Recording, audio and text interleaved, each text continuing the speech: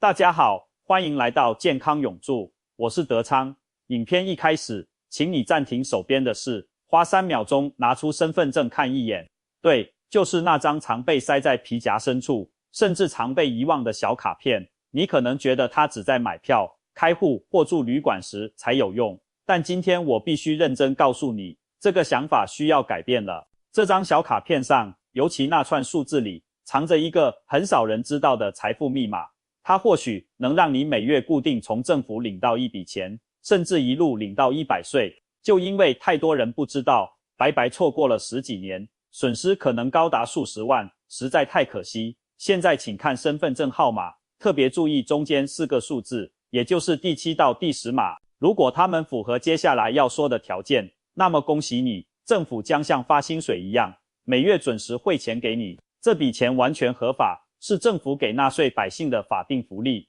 领得心安理得。揭晓密码前，如果你觉得健康永驻的分享对你有帮助，请点击订阅并打开小铃铛，这样就不会错过我们关于养老福利、健康生活与政策解读的实用资讯。也请按赞影片，在留言区打上支持2字，你们的每一份支持都是我们持续发掘福利、分享给大家的最大动力。好啦，我们话不多说，马上进入正题。这个身份证上神秘的财富密码到底是什么呢？其实它不是什么乐透中奖号码，也不是什么难懂的摩斯密码，它就是你我身份证上最重要，却也最容易被我们忽略的4个数字。你的出生年份。为什么光看出生年份就能领钱？这背后的道理其实很简单，因为政府定了很多福利补助政策，这些政策的发放标准通通都是跟年龄紧紧绑在一起的。你的出生年份就决定了你的法定年龄，也就决定了你什么时候有资格可以去敲开政府福利补助的大门。很多人对于老了以后的经济来源有一个很大的误会，以为就只有退休金，觉得自己年轻时没在大公司上班，没缴过劳保，或者是家庭主妇、自由业，老了以后就1毛钱都领不到，只能靠儿女给生活费。其实根本不是这样。政府为了照顾所有长辈的晚年生活，除了劳保退休金之外，还偷偷帮大家准备了好几笔隐藏版福利。这些福利往往不看年轻时做什么工作，而是单纯看你的年龄到了没，就差在你知道不知道去哪里申请，懂不懂怎么领出来。今天我就帮大家做一次最深度的总整理，只要你的出生年份符合资格，接下来我说的这几笔钱，你统统有机会放进自己的口袋。这第一笔钱是最多人不知道，也最容易漏掉的，叫做敬老津贴，或是各县市的老人年金。大家耳朵竖起来听好，这个敬老津贴跟你印象中的退休金完全是2回事。退休金是你年轻时缴了社会保险，像劳保、公保，老了领回的保障。但敬老津贴不一样，它是政府专门发给高龄长辈的生活补助，是社会福利性质的钱。说白了，只要你活到这个岁数，户籍也符合规定，政府就发钱给你。这是一种普及性的福利，不需要你年轻时缴过什么巨额保费。那么具体是出生在哪一年才能领呢？这个标准在全台各地有点小小不同，但大部分地方的门槛是设在65岁或是70岁，还有针对80岁以上长辈的加码补助。也就是说，如果你身份证上的出生年份算下来已经年满65岁，那你就已经拿到入场券了。当然，也有一些财政状况比较好的县市，政策更宽松，福利也更优厚。这笔钱有多少呢？通常是照年龄分级领取，年纪越大，领得越多。比如说，有的地方规定65岁到79岁的长辈，每个月可能可以领3000元到7000元不等的津贴，看不同资格而定。等到80岁、90岁，这个数字会再往上跳一级。如果你福气很好，活到100岁，成为受人尊敬的100岁人瑞，那政府给的奖励就更多了。很多地方逢年过节有上万元的大红包，每个月的营养金也是好几千元，甚至上万元起跳。虽然这几千块钱对有钱人来说不算什么，但对我们普通老百姓过日子，讲究的就是细水长流。这笔钱是白白给你的，是政府对我们长寿长辈的一份尊重跟关爱，拿来买点菜，买点米面油，或是买点水果、营养品给自己补身体，都是非常实用的一笔收入啊。可是现实生活中真的有很多长辈完全不知道有这回事。我身边就有一个真实的让人觉得好可惜的例子。住我家对面的善秀伯伯，今年都已经82岁了，身体还很硬朗，平常最喜欢在楼下公园跟人下象棋。前几天我在楼下遇到他闲聊，就随口问了一句：善秀伯伯，你现在每个月的敬老津贴领多少啊？像你这个岁数应该领不少了吧？善秀伯伯当时就呆住了，手里的棋子都忘了下。他一脸茫然地看着我说：什么敬老津贴？我没听过啊，我年轻时是做小生意的，没缴过劳保，现在就靠儿子每个月给我一点生活费，我又没有退休金，哪来的钱可以领？你看，这就是典型的资讯落差。善秀伯伯以为自己没缴劳保就没资格领任何钱，却不知道敬老津贴根本不管你的劳保年资。我赶紧告诉他：善秀伯伯，你这亏大了，你赶快拿身份证去区公所或是里办公室问问，你这岁数绝对能领，而且是每个月都有。后来善秀伯伯听我的话，叫他儿子赶紧请假带他去区公所，一查果然符合资格。但是承办人员也告诉他一个很遗憾的消息，因为他晚了整整17年才来申请，从65岁算起，过去那些年的钱很多是不能补发的，或者只能补发最近一小段时间。你算算看，假设一个月是3000元，一年就是36000，10年就是36万，这17年下来，善秀伯伯因为不知道这4个数字的秘密，等于白白损失了好几十万的养老钱。善秀伯伯回家后真的是捶胸顿足，后悔到不行。所以荧幕前的各位朋友，大家一定要记住，岁数到了，第一时间就要去申请，千万不要让自己的权益躺在那里睡觉。讲完第一笔，我们接着说第二笔钱。这笔钱叫做国民年金，也就是大家常听到的国保。这个也要重点讲一下，因为很多人把它跟劳工退休金搞混，结果让很多家庭主妇或是农民朋友以为自己没份。如果你年轻时在公司或机关上班，公司有帮你保劳健保，那你退休领的是劳工退休金，这个大家都知道。但我们社会上还有好几百万的家庭主妇，还有很多种田的朋友，或是年轻时打零工，没有固定老板的朋友，年轻时没机会参加劳保，难道老了就注定1毛钱都没有，只能看别人领钱吗？绝对不是。政府为了保障这群没有劳保、公保、军保的民众晚年生活，特别建立了国民年金保险制度。只要你的身份证出生年份算出来，年满65岁，而且你以前曾经参加过这个国民年金保险，哪怕你缴费的年资不长，到了65岁，你一样可以每个月领一笔钱。这笔钱的计算公式里藏着一个很大的福利，它分为 A 式和 B 式2种算法。政府会自动选对你比较有利的那种发给你，里面有一个基本保证年金的概念，这就是政府直接给的保底福利。不管你以前自己缴了多少，只要符合特定条件，政府保证你每个月至少能领到一个基本金额。现在这个金额已经调整到至少4049元，甚至更高。这笔钱对很多一辈子操持家务，没有自己收入的妈妈们来说，就是一份稳稳的安全感。这里有个特殊情况要特别提醒大家，对一些年纪特别大的长辈，比如现在已经70、80岁的爷爷奶奶，在政府刚开始推行这个制度的时候，民国97年，也就是2008年，他们如果已经年满65岁，这些长辈以前没机会缴保险，那该怎么办呢？这就是所谓缴款替代或相关转衔机制下的福利。以前有所谓敬老福利生活津贴的转换，具体的政策细节虽然比较复杂，但核心只有一点，你得主动去问。你不去区公所的国民年金柜台，不去问里长，没有人会主动把钱送到你手上。你的身份证号码就静静地躺在那里，你不去用它，它就是一张塑胶卡片。你好好利用它，它就是你的每月存折。这第3笔钱是给特殊情况朋友的，叫做特殊境遇家庭扶助或身心障碍补助。如果你的出生年份让你进入老年阶段，同时你的身体状况或家庭状况比较特殊，比如你持有身心障碍证明，或是被列为低收入户、中低收入户，那政府在一般福利之外，还会再发额外的补助给你，像身心障碍者有生活补助跟照顾补助，这些钱是可以跟退休金同时领的，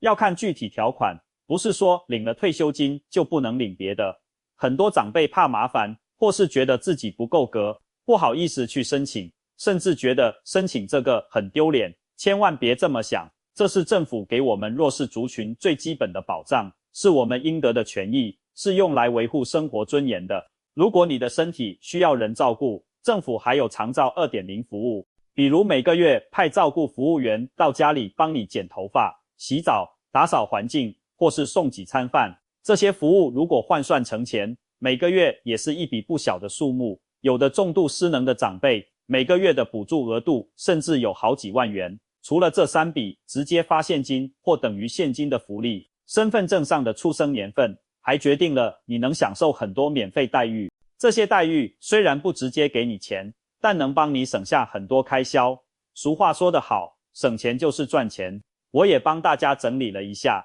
主要有2大类。第一个就是敬老卡带来的交通福利，现在全台各县市都有敬老卡，直接拿身份证去申请就能享受。只要你的出生年份显示你满65岁，你就可以享受每个月固定点数的免费搭公车，甚至免费搭捷运、轻轨。你想一想，现在搭一次公车最少也要15块吧，搭捷运如果远一点，可能要30、40块甚至50块。如果你常常出门买菜、逛公园、去医院拿药，或是接送上学的孙子，一个月下来，光交通费就能省下1-2000元，这难道不是福利吗？而且很多观光景点、国家公园、博物馆对65岁以上的长辈，凭身份证都是免费入场或半价优待。我们辛苦了一辈子，老了有时间了，正好拿着身份证免费去看看台湾的美丽风景，去故宫看看国宝，去阿里山看日出，多好啊！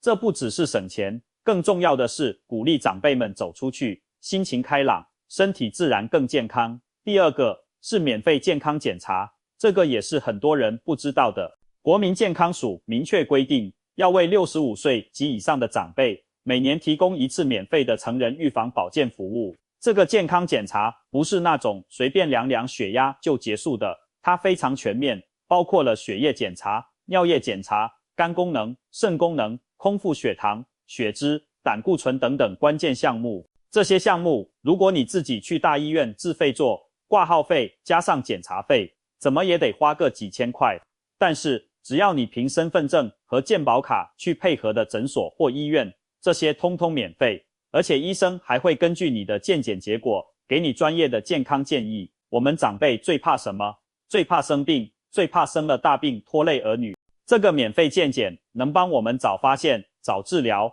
把很多慢性病控制在初期，这比直接发钱更重要，因为健康才是最大的财富，省下的医药费可能就是好几万，甚至好几十万。说了这么多福利，很多朋友可能要问了，哎呀，你说的这些我都听懂了，听得我心痒痒，可是具体要怎么领啊？我怕我去了人家不理我，或是不知道要带什么文件，白跑一趟。别急，接下来我就一步一步教大家怎么做，保证你一听就懂，只要照住做就行。第一步是算年龄，大家现在就把身份证拿出来，看着第7码到第10码这4个数字，用现在的年份，也就是226年减去你的出生年份，算出你的足岁。注意，是足岁，不是虚岁哦。我们老一辈习惯讲虚岁，但政府在发放补助的时候，通通是看身份证上的实岁，看看你是不是已经满了65岁、70岁、80岁这些关键门槛。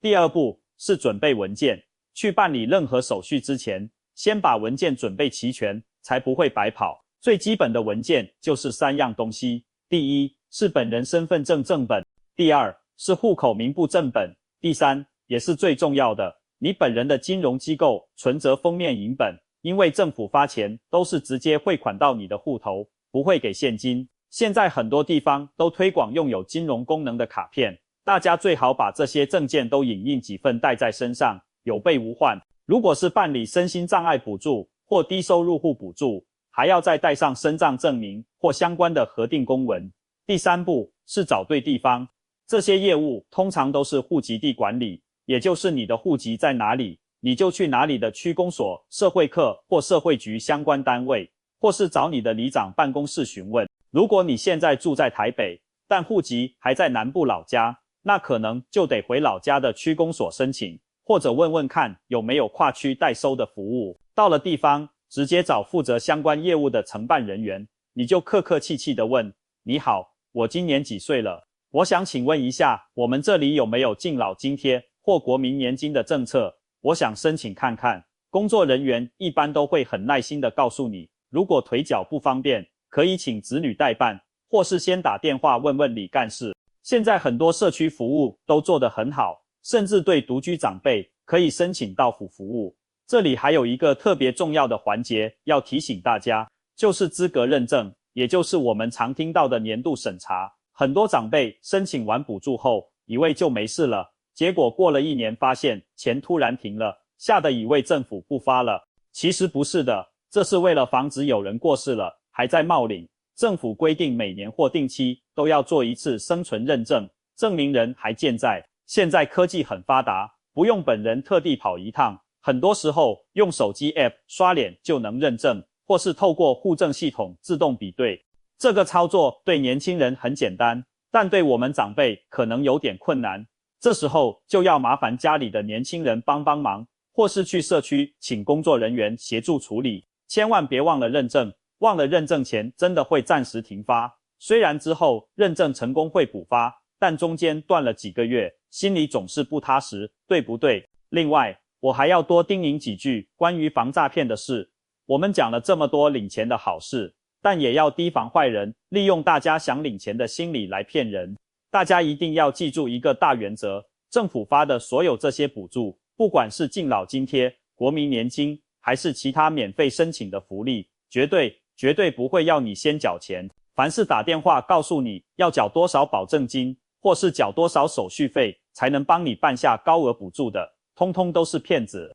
凡是叫你告诉他金融卡密码的，或是叫你去操作提款机解除什么设定的，通通都是骗子。凡是传简讯给你，要你点一个不明连结去领钱的，通通都是骗子。正规的管道只有里长办公室、区公所、社会课、乡镇市公所、劳保局、国民年金局这些政府部门。千万不要为了贪图一点方便，结果把老本都赔进去，那就真的得不偿失了。说到这里，可能有人会觉得，哎呦，就这么一点钱，还要跑流程，还要认证，太麻烦了，我又不是穷到没饭吃，不差这点钱啦。其实这不只是钱的问题，这是政府对我们这一辈子贡献的认可。我们的父母那一辈，还有我们自己这一辈，年轻时吃过苦，受过累，为这片土地的建设流过汗，现在社会发展了，给我们发福利，更是我们应得的回馈。我们去领这份福利，也是在享受发展的成果，更是一种权益的体现。而且这几千块钱，对经济宽裕的家庭可能不算什么，但对很多乡下的长辈，或是没有退休金的长辈来说，这就是每个月的买药钱、买菜钱，甚至是救命钱。有了这笔钱，你在给孙子发红包的时候更有底气。有了这笔钱，你在菜市场买鱼买肉时不用犹豫那么久。有了这笔钱，你的晚年生活就能多一份从容和尊严。如果你看懂了今天的影片，如果你觉得我讲的有道理，请你一定要做一件事，那就是现在就拿起手机，把这支影片分享到你的家族群组，分享给你的亲戚朋友，分享给你身边的老朋友、老邻居。特别提醒那些出生年份在196年、1955年以前的朋友，让他们赶紧去社区问一问，也许就是你的一次分享，就能帮他们每个月多领几千块的养老钱。这就像是做了一件大善事，功德无量啊！祝福所有的长辈都能身体健康，晚年幸福，荷包满满，日子越过越好。我们下一支影片不见不散。